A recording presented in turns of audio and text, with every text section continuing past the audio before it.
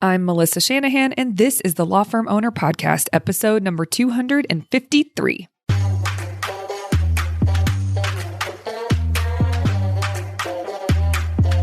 Welcome to the Law Firm Owner Podcast, powered by Velocity Work, for owners who want to grow a firm that gives them the life they want. Get crystal clear on where you're going, take planning seriously, and honor your plan like a pro. This is the work that creates velocity.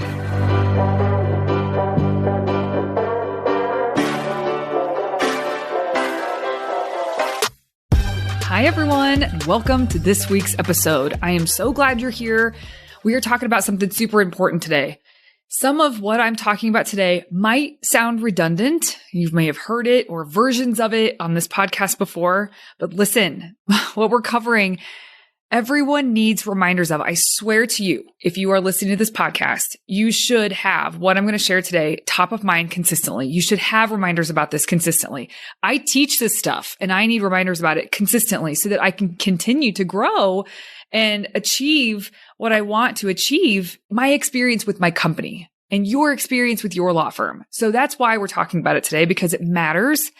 And for any of you who are wanting more freedom and more time to be able to focus on the business rather than just grinding out in the business, this episode is for you. And no matter what level you are at with the growth of your firm, you will keep experiencing these ceilings that you'll bump up against where you've got to create more capacity again. So no matter where you are on your growth journey with your law firm, this applies to you. Let's start with this idea that if you want more free space, you need to, in fact, buy time back. And there's an awesome book called Buy Back Your Time by Dan Martell. It's very out in the world now. I hear people talking about it all the time online. I love that book. I talk to members and clients about that book consistently, and we will be digging in even more on some of the concepts in that book because they line up so nicely with the work that we do inside of Velocity Work. And so here's what I'll say. If you want to get more freedom and more time to focus on things that you would prefer to focus on, that you know would move the needle for your firm, but you are caught up in a lot of busyness and a lot of the production kind of work for the firm, then you need to hear me when I say the first thing you have to do that you probably don't have done is create some sort of list of the activities that you engage in week to week, day to day. And most people don't have this. And the reason they don't have this is because they don't track their time. Now, I know many of you are opposed to tracking your time, but I want you to consider for just a minute, this isn't tracking time for billing, although many of you do that, but many of you don't. This is more about tracking time, your time, how you spend your time, your most precious asset, how you spend it. It is an exchange. It's a currency exchange. And so how are you spending that asset? Are you spending it wisely or are you just spending it? And the only way you're going to know is if you take stock of the kinds of things that you are doing, the kinds of things that you are spending your time on. Now, here's why this is so important to be able to get your hands around all of the things you're doing. Because if I were to look at your calendar, most likely your calendar would not reflect how you're actually spending your time. In some instances, yes. In many instances, no. And that is because there is a bunch of invisible work that you are doing that is not being captured anywhere. And so it's almost like not getting credit for it. It's just the stuff you're doing behind the scenes and keeping things going and making sure that there's sort of checks and balances and you're sending these emails and you're making these phone calls and you're organizing this thing over here and you are making sure to file when you need to file this over here. And it's like you're doing all of this invisible work. None of it is on the calendar. The problem with that is that now you try to delegate, but you don't have a list of things that you can delegate because you never take stock of what it is you actually do that you could pass off. And one thing that I have observed is that what people will do is they will get themselves to a place where they feel like they need to hire, and they hire a position to take a bunch of work off their plate that's visible in the calendar. And the problem with that is then as the owner, you are then left with the invisible still.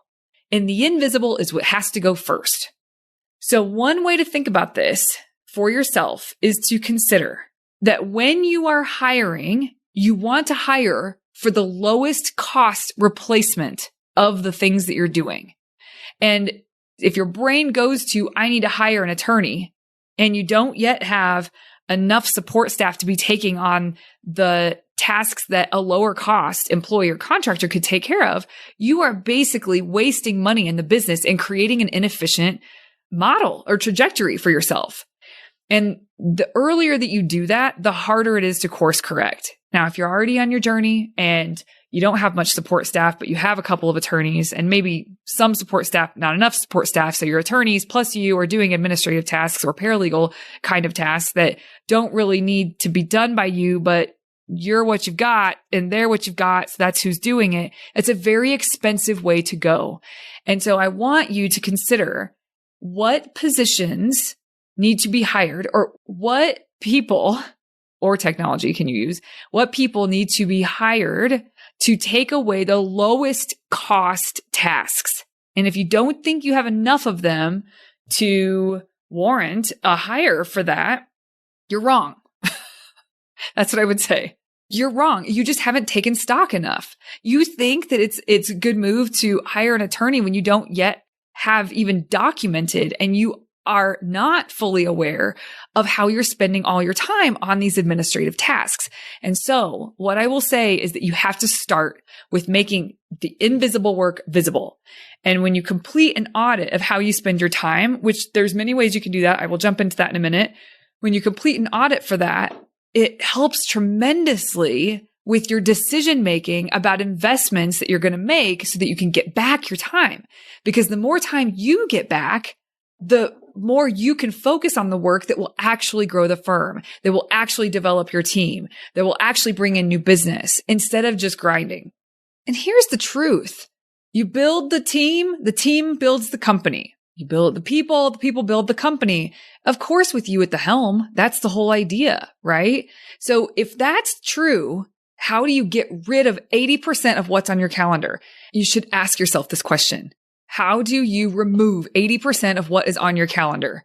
This is a really good mental exercise, and it doesn't happen overnight, but taking stock in this way can be truly powerful. And even if you don't do 80%, that's not the point. This is a mental exercise to get you to think differently.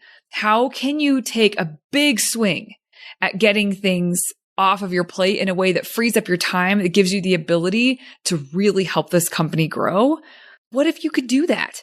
So it's a great mental exercise to go through. I highly recommend you sit down, you look at your calendar, brainstorm, and come up with creative ways and how long you think this would take in order to get about 80% of your current activities off of your calendar. Now, again, you'll do this responsibly. Just because you do this mental exercise doesn't mean you have to be married to what comes out of it. But oh my gosh, this will get you thinking very, very, very differently about the growth of your firm, about your relationship to the work, about what you are going to focus on that makes a lot of sense for the health of the organization. Yeah. So I highly recommend that mental exercise. Now, you hear us talk a lot at Velocity Work about the importance of honesty with your calendar. You have to be honest about how you're spending your time, about how long things take.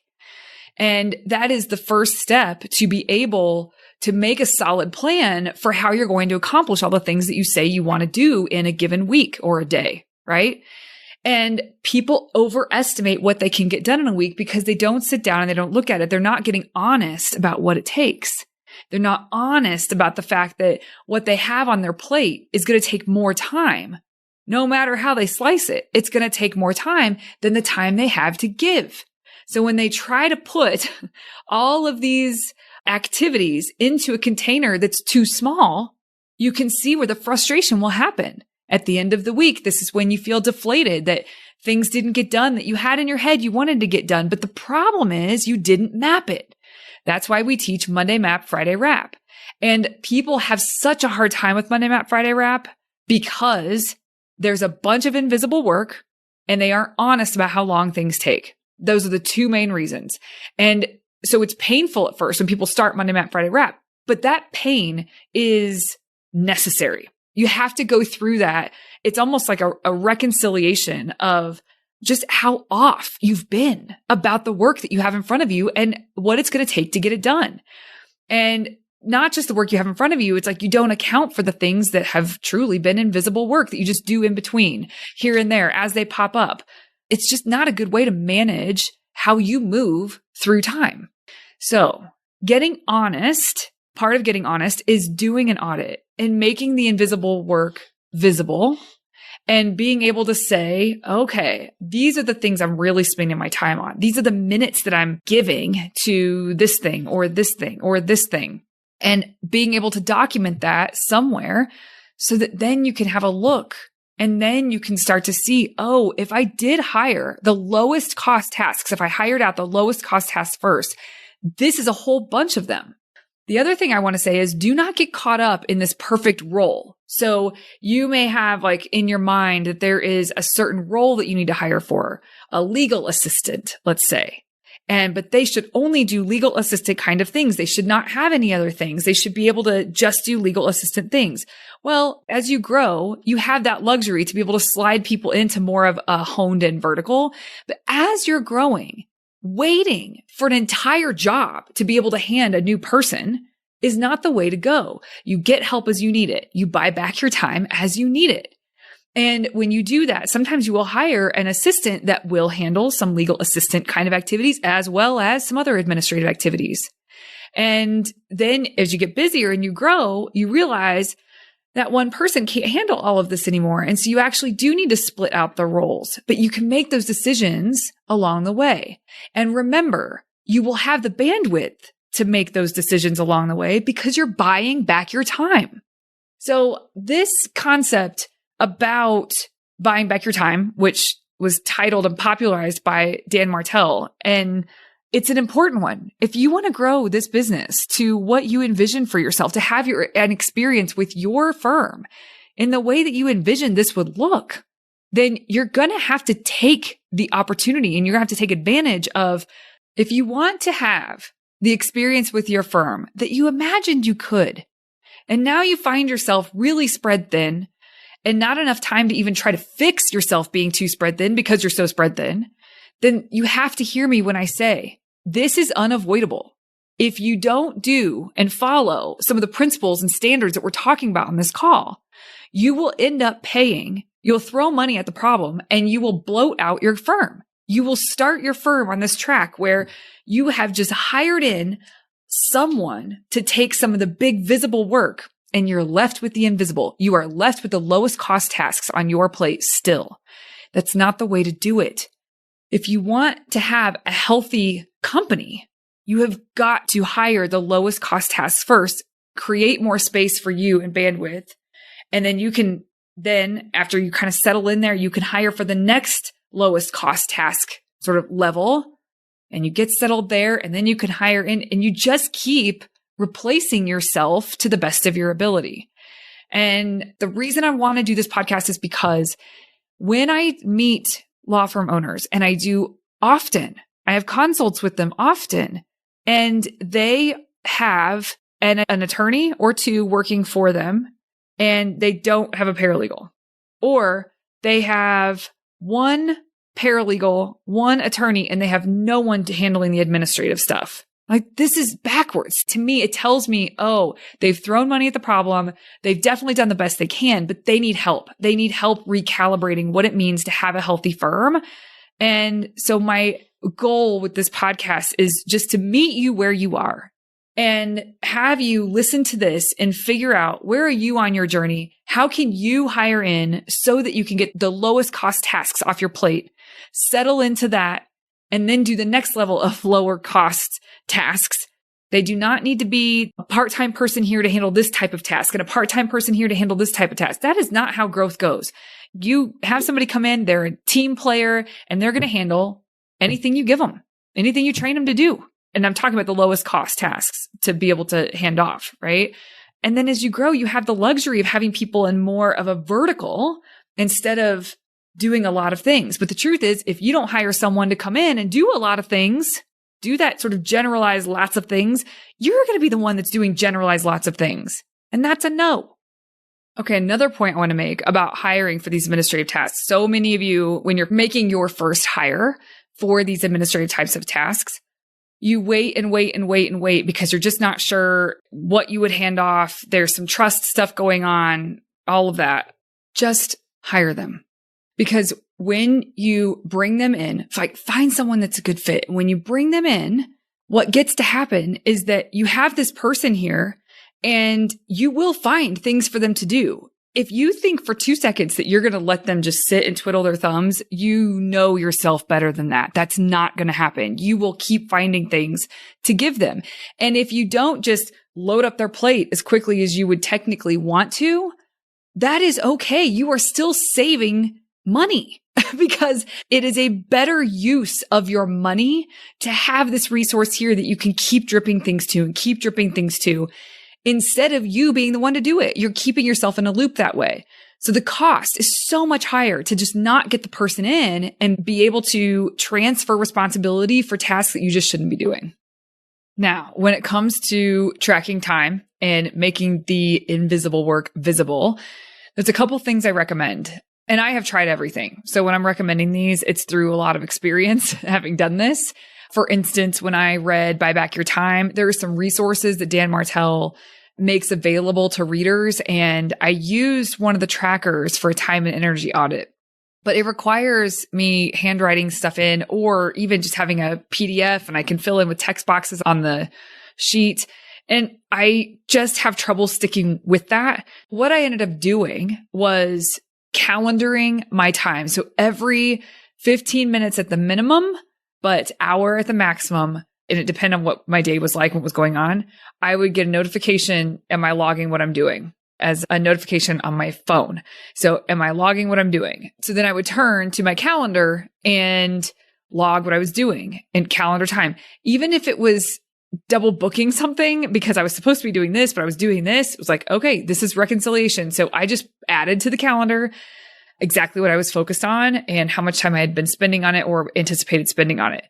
And then the next time I would go again. And yes, I had a bunch of things calendared for myself that day. But when I was doing this push to make the invisible work visible, I just added events to it. And so there were a certain color that I made the events that was me throughout the day adding. And there was a color of events that was already pre-planned. And so I could easily see what was going on there. Now, something since then, because that was working for me for a bit. And it was super helpful, by the way, because as there's times where on the weekends, you might pull out your computer and do something depending on what's going on in your firm. And I still have those moments where it depends on the phase that we're in.